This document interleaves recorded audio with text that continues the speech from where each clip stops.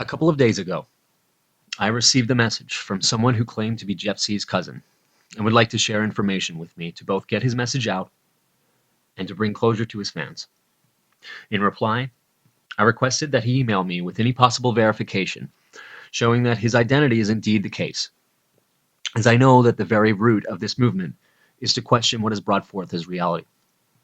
When emailing me, he identified himself as David and asked that during this release of information, I replace full names other than himself with initials to help protect the family from unnecessary contact. However, those familiar with this situation will be able to identify these names on their own. Specifically in response to the verification request, he sent a digital photo of a physical, one-of-a-kind photo of Jeff's childhood, with David himself in the photo as a baby looking at him. This photo shows a unique likeness to the public photo that can be found of Jeff's brother T online that you can see here. As I know, this digital copy could have been already passed around, and I have requested that he further validate this photo by taking it again with a timestamp. As he fulfilled this request, I had to concede that it would be extremely unlikely that anyone but a family member had access to this photo multiple times, and that the likeness to his brother confirms that this is the real deal. I have therefore asked his permission to release his statements online, and all answers point to someone that loved Jeff so much and was close enough that he was willing to tell the truth about whom he was. His description of his personality is far closer than the eulogies that I've seen by Jeff's inner circle. It seems far more accurate to the truth than what I have seen thus far.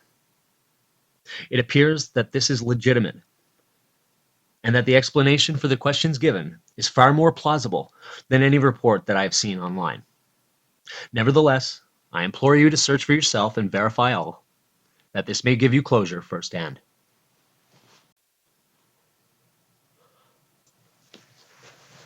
Hi, Avidan.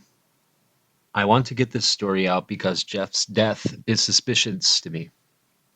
We found out on Christmas Eve of his passing after 6 days of nobody hearing from him. His aunt was trying to reach him, and he wasn't answering his phone. He lived alone. My aunt and cousin T was also trying to reach him with no success. So the cops broke down his door on the 24th to find him lying face down on the floor, badly decomposed. They put his estimated death on the evening of December the 18th, meaning he was lying there for almost 6 days. They said he was too badly gone to find out what really happened to him or do an autopsy, but that seems like they were trying to hide something. Either that, or my aunt decided not to. What a horrible thing to find out on Christmas.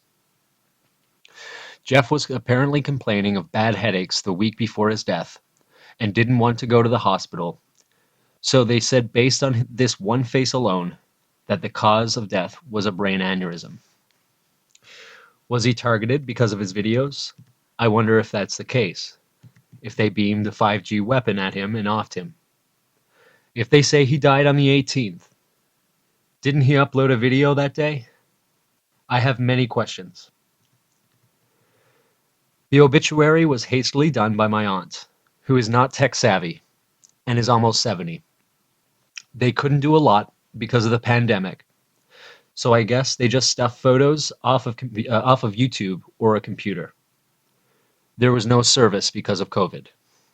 That's all I know. My sister was closer to him than I was. He created a rift in the family, which is a long story, so we had a falling out. I wish we could have made amends, because the more I see what he was into, it seems we have a lot in common. I know that the Sandy Hook event was his moment of clarity where he woke up. He spoke so passionately about it that he even convinced my aunt that it never really happened. I hope he rests in peace. All I know is his death seems suspicious. He was getting too close to something or someone, and he was likely targeted. I hope you can get my message out. Thank you, and God bless.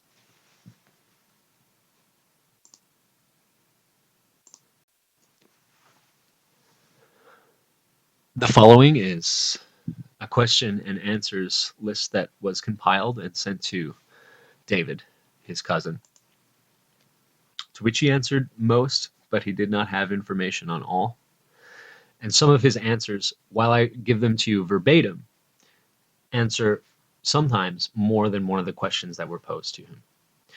So I promise that his questions or his answers are verbatim, but I have rearranged the questions in order to make it more cogent and more fluid. First question being, did you have any major health issues? To which he replied, I don't have any major health issues. I'm not close to Jeff. Next question, does the family have any plans on his YouTube channel? To which he replied, my family has no plans for his YouTube channel. Most, if not all, likely think he's crazy and don't want to associate themselves with him. Next question, has an autopsy been done? To which he replied, no autopsy done, which makes me upset and suspicious.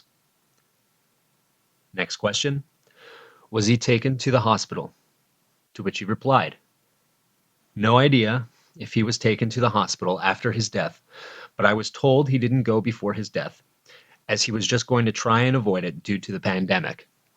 He could have gone and come back and didn't tell anyone, but I think that's unlikely. Next question, was he living at the current residence when passed? To which he replied, he was living at the house, current residence, when he passed. That's where they found him. Next question, is the family aware that people are saying not to leave comments on his memorial? Who is going to stake claim of Jeff's channel? Any way to let the family know that people are maybe trying to profit off his death? To which he replied, my family doesn't care about the community he was part of, other than they recognize that he was well admired by reading the comments on his memorial. Next question, why was the memorial funeral home not listed? To which he replied, there was no funeral or home visiting due to COVID. He may have been cremated. I don't know for sure. I'm only hearing stories from my mom, who speaks to my aunt, C, Jeff's mother. Will the public statement be made by the family? Has it, or will it be looked into as any foul play? To which he replied, they believe it was a brain aneurysm and no further investigation will take place. My family wants to keep things private. Why was the house emptied so quickly? To which he replied, I don't know why his house was emptied quickly. If that is true, then that's suspicious for sure. Next question, does he know of John or anything about the phone call? To which he replied, the police found him, but one friend was willing to was calling to find out where he was. He could have been there with the police. He then ends this by saying, sorry I couldn't be much more help. That's all I know. All the best, and I hope you find the truth regarding this. You are free to share everything I have shared with you just thus far. Thank you and good luck, and sorry for the bad reading, guys.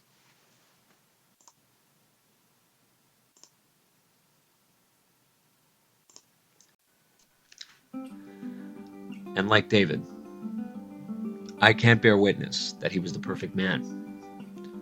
One could go as far as to say that he was a tortured soul by many demons throughout the course of his life. You may not truly know who he was even after listening to him for years, and that's okay. He was always the one to flirt with his own identity. But all this aside, he was a man that could appreciate the true beautiful things in life. Nature, music, laughter, and emotion. He may not have known how, but he truly wanted to connect and touch the lives of everyone that he could reach. A man that valued privacy, a man that valued freedom, a man that would never accept being told a lie from those that claimed authority over us.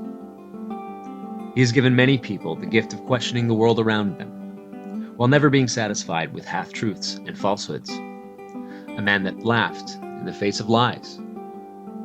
The past few years have seen a vindication of many of the points he asserted during the time where there was an outright media campaign to silence people like him and us. And it is now up to us to honor that legacy. While we must guard against the dangers of idolizing man, we must respect that, like no other in his time, he refused to accept being gaslit by the establishment. While his candor may not be easily replaced, he helped to plant the seeds that have grown and given strength to thousands of people to push forward and strive for truth. It's now up to us to honor that strength inside us that he helped awaken. As for Jeff, it is my sincere hope that he has found peace. And I thank him for everything that he taught me.